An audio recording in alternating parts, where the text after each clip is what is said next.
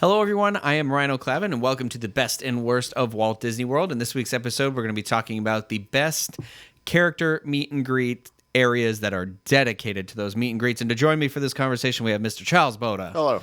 Mr. Steve Porter. Hello. Mr. Craig Williams. Hi. And of course, myself, as I already introduced. So we are talking about character meet and greets that aren't just like the casual one. You see the character out there. We're talking about areas that have been built and are dedicated to those being a meet and greet. Now, for this, what we've done is we've each picked a favorite area.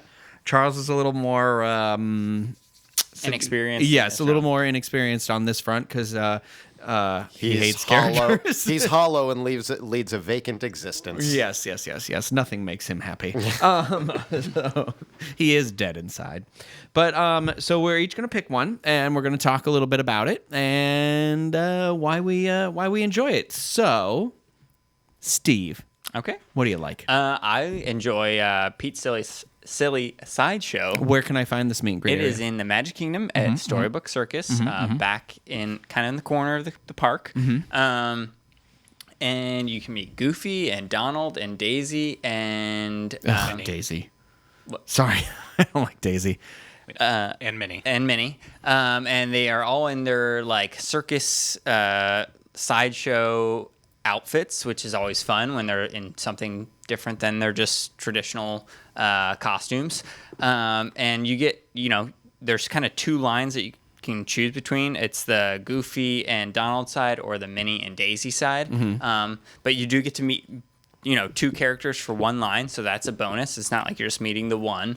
And it's all shaded and air conditioned. I do like that big tent because it's just not just it's like merchandise, but then they've got the candy like area in the center there. You can get your hats in there. It's a lot going on, and then you've got the character meet and greet too. And so if I'm an AC, I'm usually good with waiting. And again, I like those costumes. The backdrops are not just like, the character spot in Epcot is a good example of a bad meet and greet. Because for me, those backdrops are just basically, colors or like little drawings they're plastered basic on the wall. Yeah. This is like, there's real props behind the characters, which adds, something to it. Makes it a little bit more fun. Well, because they all have their story too. So like Goofy in this is the Great Goofini. So he looks like a test, kind of like Barnstormer almost in a way, like a stunt person, test pilot type of thing.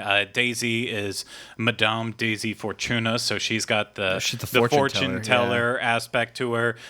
Minnie is the Parisian poodle trainer, so she's got that look going on.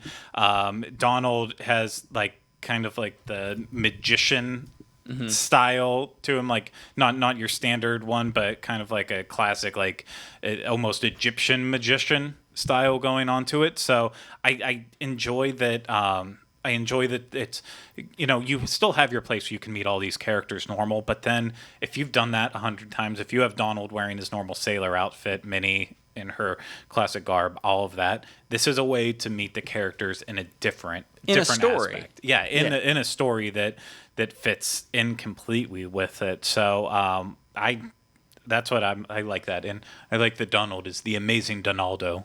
It's fancy. You got to owe to anything, and it makes it fancier. Well, absolutely, Craigo. Rayano. Yeah, the great Rayano. Mine's just Steve-O, and he's already a person. Yeah. And he's not a proud person to be happy about. Yeah. Well, for me, one of my favorite areas actually is the launch bay. When I think about the launch bay, sometimes I think it's kind of just like when it started, I was like, blah, this is lame. Like, it's just trying to get people on the Star Wars hype train. But honestly, the more I've thought about it and the more I've been there, is the more it has real cool opportunity to it, because not only is it like a meet and greet area, but it also has like props from the movies, and then it's got merchandise from Star Wars is in there, it's just it's like a cool environment. And again, you can't beat inside air conditioned. You've got the launch bay theater in there too. Yes. What I like about the meet and greets here is when you're waiting in the queue, you're kind of winding around some of like the, not props, but like little Like artifacts different and stuff. lightsabers Yeah. from different like eras of You've Star got the Wars. helmets from like the I can't remember. Stormtroopers and Yeah, and then what is Boba Fett? A Mandalorian. You've got like the Mandalorian armor in there. The helmets, right? Aren't there different Mandalorian helmets in there? Yes. Okay. There's a lot. Yeah, of it's props a in lot there. of stuff, but one of my favorite things is like it's not just like the typical Star Wars characters too. Like you can go get a picture with like BB-8, and I think that is one of my favorite little meet and greets areas. Like Is it? you don't like BB-8? I mean, that's probably one of I like Star Wars launch bays meet and greets with Kylo Ren and Chewbacca, but BB-8 is for me, it's like you're just standing next to a prop. No, but he moves his head and beeps at you. Yeah. It's not just It's like just the- not for me. Well, It's It's he- not the prop BB-8. You go and you're like, "Hey BB-8, how are you?" And he's like, He- "Rrrr." well, he's not. His head moves, but he is. I know the ball stationary. doesn't move, Steve. Don't ruin the magic. I just love BB-8. BB hungry? No, BB-8. So Oh gosh. I don't know. I like that, but my probably my favorite experience that you happen to encounter here is when you're in the cantina looking area and the Jawas come out and they start to Yeah. like try and barter with you, so they try and take your stuff from you. I like and that they'll, a lot. They'll like trade you a droid or whatever, and they keep because they're like an extended interaction, and it's not something you wait for. They just it happens, you know, and It feels very Disneyland almost. yeah, You know that, and it feels like a natural meet and greet that they're just part of the environment. right, that they're just wanderers, you know, Yeah. and it makes that Jawa encounter very authentic to the movie, I feel like. Well, because it adds this weird element of unexpected, like, seediness or danger. It's like in the movies, Jawas are all like, you don't really trust Jawas or anything. So when you're walking around and you randomly see them trying to barter with you, it adds this cool little, like, Jawas are around. Well, you this have to way. be careful too, because they'll actually take what you give them and leave. Like, so be wary of what you're handing them, and like, because you are going to have trouble. I getting lost it my back. girlfriend that way. No, that legitimately happened to me though. It was not the ones in Launch Bay. I learned back when they did the sci-fi dine-in. Yeah. When they had the Star Wars brunch there for a while. Like one of them took my hat and like jokingly, I'm like, okay, you can have it. And then they literally started walking around and tried to give it to other tables. And I was like, no, that is not happening. Yeah. You can't take it off of my head and say that I'm bartering with it and then do that. Like, Yeah. That's how you learn get your lice. limits.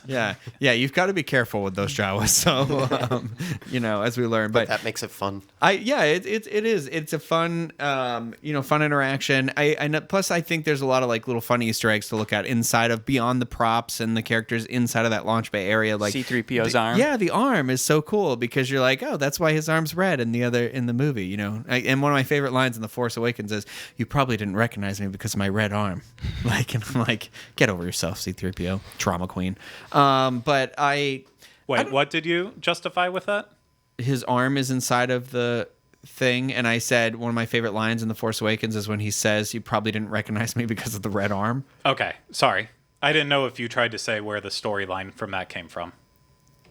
No, but his arm is inside of the launch get it, bay. yeah. I didn't say where the storyline Yeah, came from. I was half paying attention, and Where did the storyline come from? it is overly complicated. I played it in one of the extra episodes of one of the extra levels Battlefront? of not Battlefront, Lego Star Wars: The Force Awakens. Oh, You get to really? go through the story of when he was on a planet with another droid and why I have he that one. has I the haven't played red it yet. arm. Yeah. Okay, I'm gonna have to get to there. You'll I'll get have to there, play it. yeah. Yeah.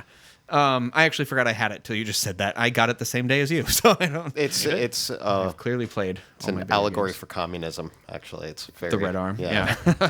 Well, what about you, Craig? What do you think's the best meet and greet area for you? My favorite one, they're all good in their own rights. Like I remember going to Fairy Tale Hall the day it opened up and checking that out to see how they updated it after they kicked out Snow White to the curb. Kicked her in her scary adventure. Yeah, they did that. I enjoy going inside and meeting not BB-8, All right. Baymax, as well as then Joy and Sadness from Inside Out. There's just so many great ones all around.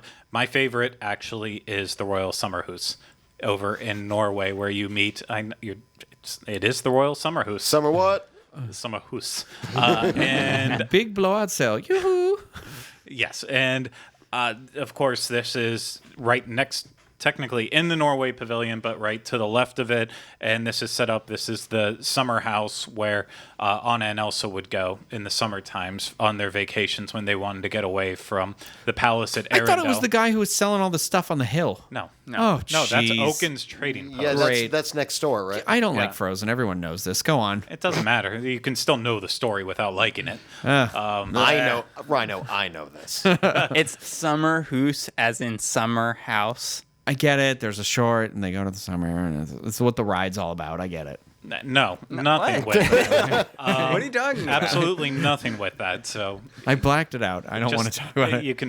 You can hate something, but still know Too what's many of the happening in Viking it. shots. Too many of the Viking shots. It's fine. But regardless, with this meet and greet, part of what makes it awesome, like a lot of the meet and greets Disney's been trying to build lately, is that it does have that story in the queue line. So you go through this house that Disney Imagineers authentically recreated based on going overseas and really studying these types of houses in Norway and Scandinavian countries. So they brought that over and put it right in there. So it has this authentic feel to it, but at the same time, it still feels unique to the Disney animation world. It doesn't feel like out of place. That like, oh, I can picture this being translated into animation where Anna and Elsa are living here. So what it does is it gives enough for adults to like be interested in and look around in while you're waiting in that line. But it also is a little bit, there's stuff for kids to look to. Yeah. There's areas for kids to climb on because we all know all little kids are monsters that have to climb on everything all the time. And you can yell at me and say, I'll learn when I have kids. I know I will, and I will go through that too. But the fact is, I don't think I've ever waited in a line with a kid who didn't feel the need to climb on something at some point in time unless they were holding an iPad or an iPhone in front of them. But all that being aside, there's like the little tribute to Maelstrom in that queue too. There's just so many little Easter eggs, and then the meet and greet itself, you get to meet Anna and Elsa, and I think that they are always engaging. They're always very interactive. Like most Disney princesses, they can read you pretty much right away to see your level of comfortability right at the start, knowing like, okay, is this going to be a hold out your arm and let me grab it, or is this going to be, oh, do you want to just stand beside me? They are usually generally very good at making you feel as comfortable as possible, and they're great with kids. So. The other great thing about this meet and greet is previous to this meet and greet, they were at Princess Fairy Tale Hall, and before that, they were kind of just in the wooden building in the Norway Pavilion. And both of those wait times, when they were in the previous locations, were extremely long. And through whatever the magic of Disney, or maybe the hype has just died down on them a little bit, maybe a combination of both. But now it's like, 20, 30 minutes at the most. Well, there's Disney magic involved. Yeah. And I think it's run well. And best of all, like all the ones we talked about as the dedicated spots, it's air conditioned. And that's exactly always, you know what?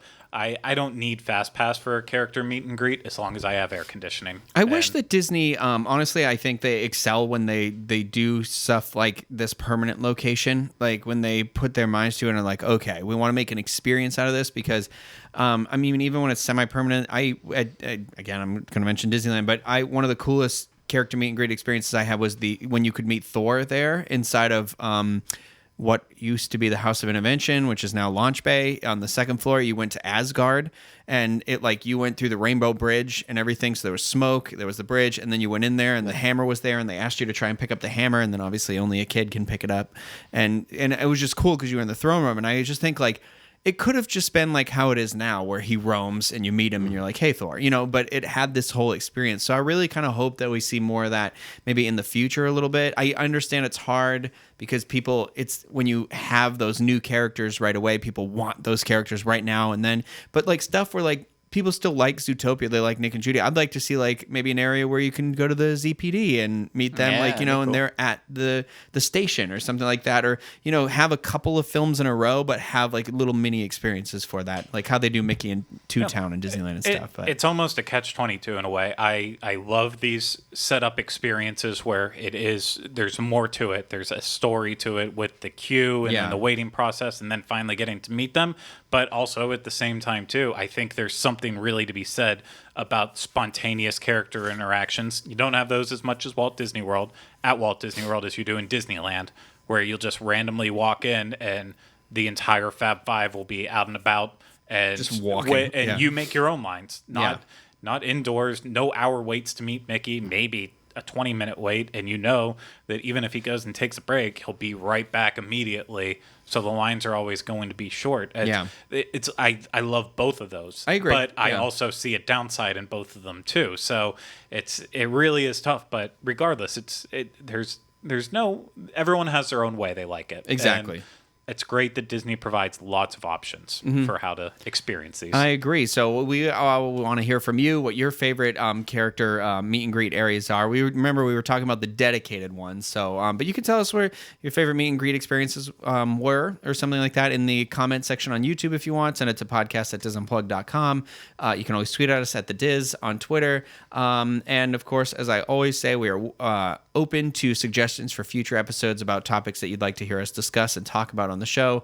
And but for that, thank you everybody for having this conversation. Thank you guys for watching and listening, and we will see you again next time.